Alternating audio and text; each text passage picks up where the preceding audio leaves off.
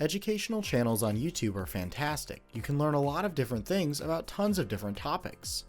Problems emerge when educational channels produce videos that claim to be educational, but are actually filled with nonsense. With that in mind, today we'll be looking at a case of just that presented by two such channels. At the end of this video, you may start viewing some of these channels in the same light as the clickbait-heavy top 10 channels we've covered in the past. Let's see what these channels have to say about getting stuck on a roller coaster. The ride is as exciting as you heard. You're sent shooting up a hill, down a massive drop, and into the first loop. You sail into the incline, turn upside down, and stop. It takes you a second to realize this isn't part of the ride, but your car isn't moving, and you're hanging upside down over 100 feet above the park. What are you gonna do? Your first thought is to wave your arms and call for help, but you're so far away from anyone that it's unlikely anyone could hear you. Starting by stating the obvious, it's very hard for a roller coaster to get stuck upside down, simply due to gravity. However, it's not impossible, and it has happened in real life. I've covered a time when it happened in What Really Happened. In that case, at Six Flags Great America, the ride's wheel assembly partially failed, with parts of it becoming jammed between the car and the track, causing it to stall upside down. In any case, it's a rare event that is sure to capture plenty of attention from both the park staff and the public. You're looking back at the track for other cars, but none seem to be coming. At least you don't have to worry about anyone crashing into you. Thankfully, even though stops like this are nearly impossible, all modern roller coasters do have a system in place to prevent trains from colliding, even when the unexpected happens. To learn more about this, check out this video on block zones.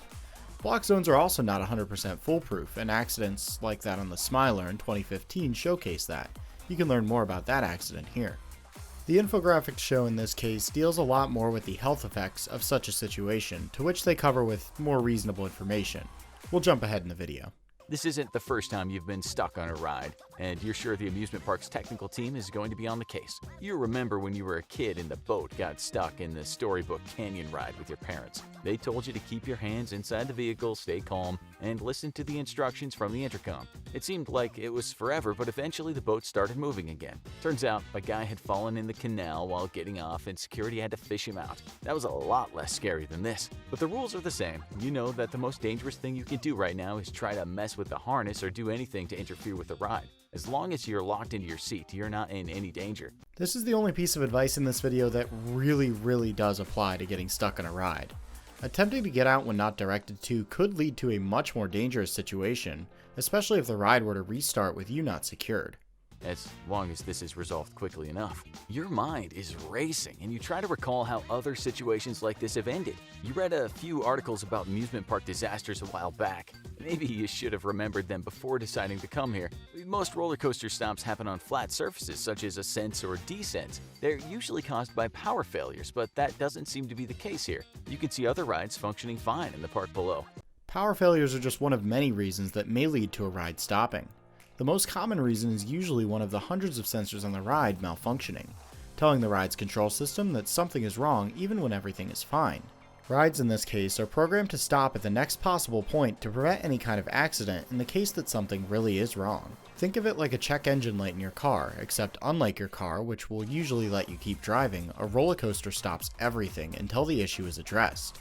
Roller coasters usually stop on brakes or lifts, as these are the only places, outside of the station, that the ride is designed to stop at. It is possible for a roller coaster to stop elsewhere in the layout. However, as we discussed, it's extremely rare and requires some kind of outside factor, such as a severe mechanical problem or, more commonly, poor weather. Sometimes a safety feature gets triggered accidentally, causing an emergency stop at the most uncomfortable place. That's probably what happened here, unless the Not a Goblin did it deliberately. Roller coaster trains do not have brakes. This is actually something I believed for a while when I was first getting introduced to roller coasters. But in fact, roller coaster trains do not have brakes. The track does. That means it's not possible for anyone to stop them once they are free from a control point like a lift hill or brake section. You know that past solutions for people stuck upside down on roller coasters have involved using ropes to pull the cart back to the starting gate, like was done in China in 2011. But you can't imagine that working given how wild this ride was. More often, they'll crank the car back to the starting position and rescue you from there once you're closer to the ground.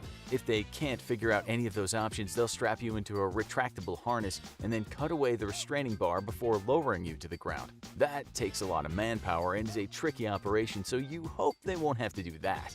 In a situation where a roller coaster train is stuck upside down, the procedure will almost always be an evacuation of riders where the train sits.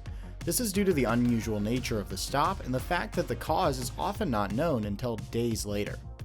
In the other cases mentioned here, some rides were designed with a control point upside down, such as X Coaster. This means they could be manually restarted, or cranked over as this video calls it. Pulling the ride with ropes is more of something that's done after riders are off, and the cause of the stop has been found and resolved. Sometimes, after riders are evacuated, the stalled train will be taken apart and then rebuilt on a control point. In any case, there's no need to cut away the restraints. Restraints are designed to be released at any point on the ride if needed. This is not easy to do for obvious reasons, but with a completely stopped train, it's possible for train staff to unlock restraints on any coaster.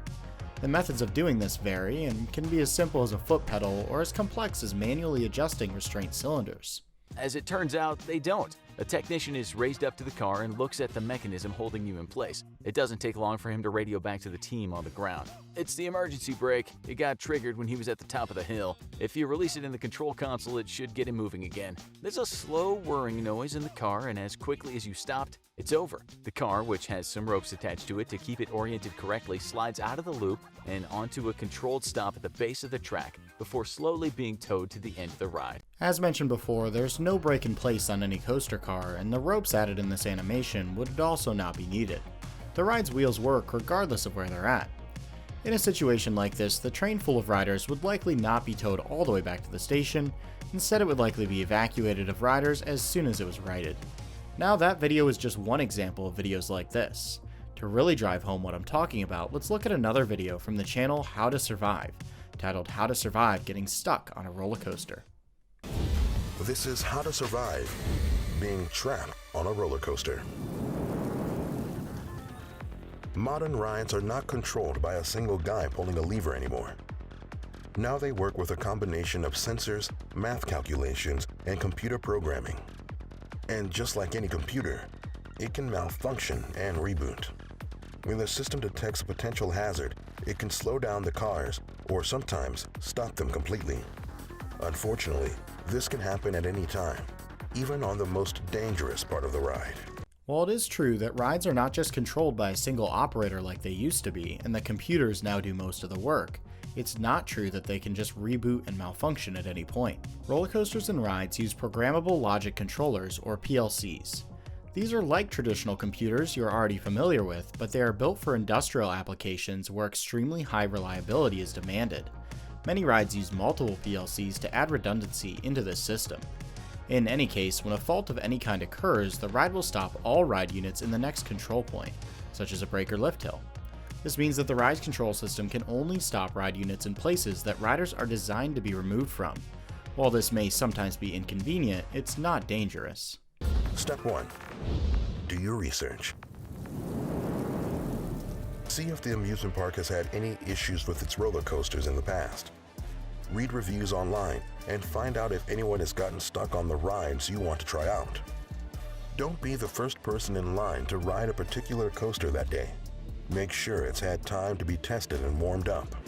As I hope we've drived home at this point, a ride getting stuck in the past is not really anything to be worried about. When it comes to rides needing to warm up in the morning, well, good news. At major parks at least, you'll never be the first rider of the day, even if you're the first one in line. A ride operator or maintenance employee will always test ride before the ride opens for the day to see if they notice anything that seems off before opening to the public. This is just one of many procedures performed by park operations and maintenance teams to ensure that rides are safe to open for the day. I made a video detailing some of the procedures involved in this in the distant past, but I'd be happy to make a new one detailing more information if you guys are interested. Step 2. Beware of lightning. Some parks have systems to detect lightning at various distances. When lightning hits close to a park, the system shuts down some of the rides automatically since coasters can act as lightning rods. Now this one you just have to laugh at. Can you imagine what a bad idea this would be? Rides are very weather sensitive, and that is true. Many parks do have weather stations that keep an eye on incoming weather. However, these stations are not connected to the rides. Instead, someone monitoring the weather will inform the park operations team, who will then cycle the rides empty of riders and close them until the weather passes. I actually made a video on this, which you can watch right here. If your ride stops moving, whatever you do, don't touch your seatbelt or move too much. Help should be on its way. With those 2 videos down, let me know what you think of videos like this. Do they have a place for entertainment, or are they all just nonsense? Let me know what you want to see covered in this Theme Park Nonsense series by submitting videos or websites to the link in the description. Keep in mind that this series is looking for all types of theme park nonsense, not just roller coasters. Thanks for watching and happy holidays!